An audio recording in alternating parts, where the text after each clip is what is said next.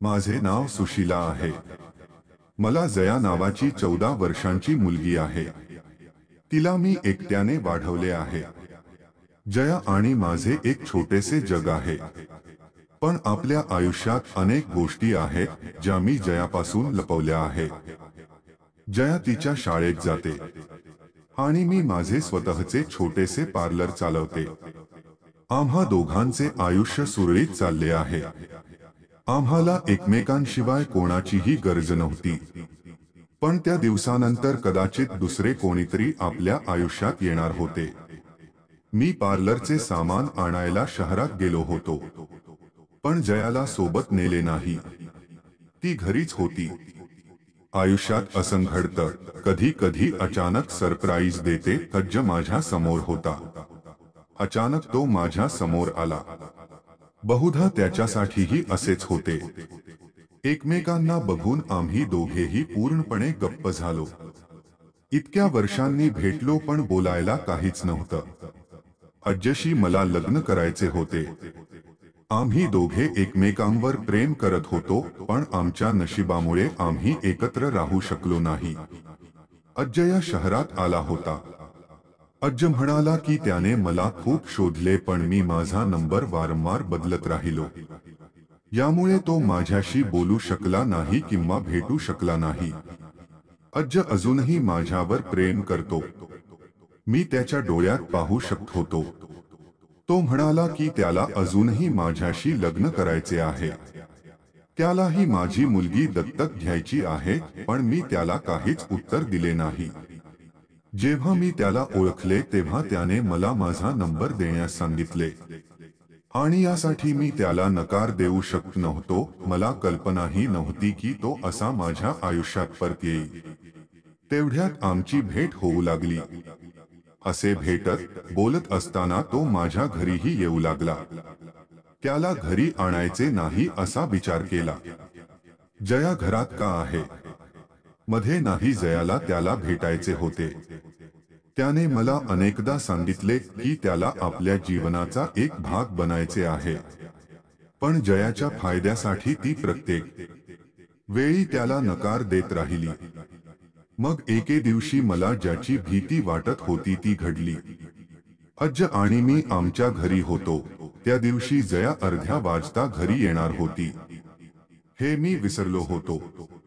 अज्ज आणि मी आमच्या जुन्या बोलण्यात हरवून गेलो होतो। मी त्याच्या खांद्यावर डोकं ठेवून बसलो होतो। त्याने माझा हात धरला होता। जयाने आम्हाला खोलीत असे पाहिले। ती मला आई म्हणत आत आली आणि अचानक गप्प झाली। त्याचा चेहरा बदलला। अज्ज तिथून निघून गेला। जया आता काय विचार करत होती ते मला माहीत होतं। नेहमी आनंदी आणि मस्ती करणारी माझी मुलगी आज गप्प होती। त्याला जाऊन समजावण्याची हिंमतही माझ्यात नव्हती। आजपर्यंत मी त्याला सांगितलेले नाही ते सर्व त्याला सांग। मी संध्याकाळपर्यंत वाट पाहिली। जया खूप चांगली मुलगी आहे। तो स्वतः आला आणि माझ्याशी बोलला आणि कोण आहे ते विचारले। तुम्हाला माझ्याशी काही बोलायचे असेल तर तुम्ही करू शकता। जयाने मला पुन्हा विचारले की मी आजपर्यंत जे काही बोललो ते मी मान्य केले आहे। मला असे वाटले की तू नेहमी मला सत्य सांगतोस आणि माझ्यापासून कधीही काहीही लपवू शकत नाही। तुम्ही मला याबद्दल देखील सांगावे। तुम्ही तुमचा निर्णय घेऊ शकता। जर तुम्हाला पुन्हा लग्न करायचे असेल तर तुम्ही तसे करू शकता। आम्ही बोलत होतो तेवढ्यात अज्ज अचानक तिथे आला। यावेळी त्याला पाहून मी विचारले, तू पुन्हा का आलास? अज्ज म्हणाला, माझ्या चुकीमुळे तुमच्या मुलीने तुमचा गैरसमज करून घ्यावा असे मला वाटत नाही। त्यामुळे आज मला थांबवू नकोस। आज जयासाठी सर्व काही जाणून घेण्याची योग्य वेळ आहे। मी नकार दिला आणि नाही म्हणालो, पण हा शब्द जयाच्या कानापर्यंत पोहोचला होता। आता तिला सत्य ऐकल्याशिवाय राहणार नाही, हे मला माहीत होतं। जया म्हणाली, तुला काय म्हणायचे आहे ते सांग।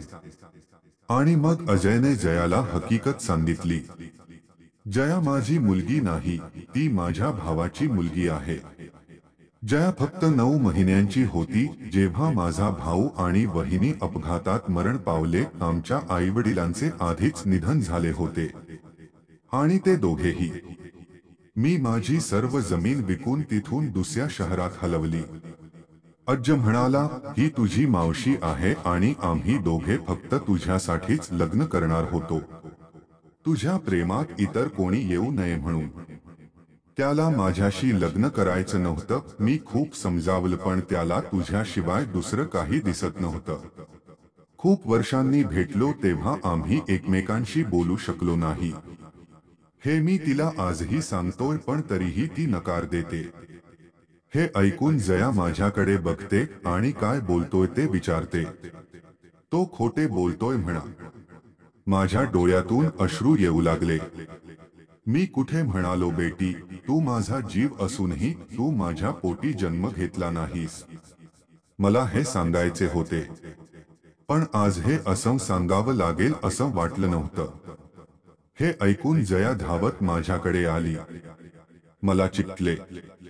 रडत रडत ती बोलू लागली, मी काय बोलू काकू, आई की देवा. मी म्हणालो की तू माझी मुलगी आहेस आणि मी तुझी आई आहे.